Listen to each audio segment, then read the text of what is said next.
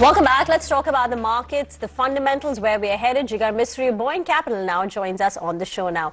Jigar, morning. What's the implication of what's happening globally? We had a QE announcement from BOE, but the hawkish rhetoric from the Fed continues. The Indian markets have started falling in tandem with the global markets. What's the setup and the implication for India now? Good morning, Rima. Thank you for inviting me to your show. I think, it has been an eventful week. So far we were all prepared after Chair Powell's speech regarding, the fact that, demand need to be crushed essentially because you want to bring inflation at 2%. Before the Jackson Hole, there was still a theory that, they might be happy to live with a 4% inflation and they are front loading the interest rate only to cut it later. But that alternative was very, very swiftly removed first in Jackson Hole, and then the speech that followed after during the committee meeting was very, very clear. I think the confusion arose because of what BOE did. And, it's very interesting. Let me just, since you asked the question very simply, the UK offers sort of part of that was the defined benefit plan. And what they have done was that, let's say if I'm working today and I have put up 100 rupees as, something that has been accumulated so far. And when I retire, they need to pay me a certain number, right? Now that number is fixed. And between now until the time I retire, I'll contribute some more to it. Let's say that's 50 bucks. Now, for that 50 bucks, the sort of pension managers had entered into a swap. They are basically sort of paying a floating rate and essentially taking a fixed rate so that they can pay me once I retire at a certain number. What the 100 rupees I've already given is essentially locked in form of bonds, which are held to maturity. So the price of the bond doesn't really matter for now, except that while giving the collateral for the swap, I have actually put the bonds as margins. Now, if the bonds fall 70%, ideally as a pension manager, I shouldn't really care, except the banks requires more collateral. And therefore, the pension manager had to go and sell the bonds again. So it was sort of a complete sort of mismatch of, market timing, which the BOE tried and come to address. Market sort of misconstrued that as a change in stance, and therefore Fed will pivot again. I think that is all totally not true. Fed has been very clear.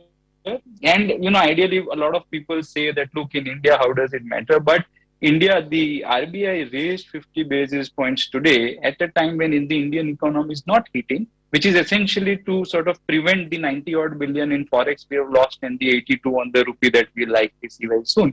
So I think it's all connected, and therefore we believe that if the Fed action is going to continue, the dot plot has moved up not just for 24 but even 25. Then I don't think there is a chance for us to get very, very excited very, very soon. There will be this rallies that might come through, but I think the longer picture continues to be wait and watch. And while we are there, one last important point I want to make was that if you're seeing the crude price fall and the commodity price gets crushed, why isn't the inflation falling? And I think the way we read this is that it's predominantly driven by services. So if you look at the sort of employment, that continues to come off. And that's in part because, the previous administration prevented immigrations, and post-COVID, a lot of people don't want to work as hard probably. And the only way to sort of bring that down is to reduce the economic activity. So if Fed isn't going to ease up very soon, then, India will have to follow suit, which will, put the economy, which is otherwise reasonably robust, into some bit of pressure. So I think we continue to remain cautious. The last month I was there on your show. That stance hasn't changed, although some stock prices have corrected, which make us a little more interested now. Okay, hi Jigar, morning. Thanks for putting the global picture in perspective.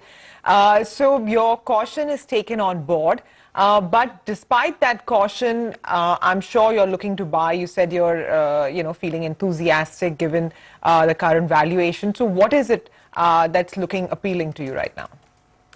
Yeah, good morning, Sumera. So a lot of domestic facing sectors are very interesting, right? And banking, microfinance, insurance are some of the most overweights that we have had for quite a while now. Banking as a sector is interesting because rising interest rates actually result, if you take through the entire cycle, in rising NIMs. And although, the investment book does see some losses, but essentially, investment book doesn't get a PE, whereas your NIMs do get a PE. And therefore, the value of the business of a bank increases. And therefore, that's something we are interested in, continue to be interested in. Microfinance is another sector which, is likely to see a very positive cycle after, I think, the whole issues over the last year or so. Insurance, again, domestic facing, we have been on the show before to sort of suggest that. And hotels as well, right? So hotels, cement, those are all inward facing sectors, and those are the businesses we continue to like. IT, despite the recent correction, I think we have not had IT for a very, very long period of time. We missed the rally on the way up. But because we always thought that India doesn't have a tech stock, we have IT services. And whereas something like a Zoom can grow revenues 5x in a year, the smallest of the IT services company will have a hard time increasing, revenues by 5 percentage point more than what they have guided for. So I think they're two very different businesses, and they shouldn't have gone up with NASDAQ, which as a corollary should not be coming down with NASDAQ. But such is the case. So, you're not likely to see margins expansions or volume growth higher than what they have guided.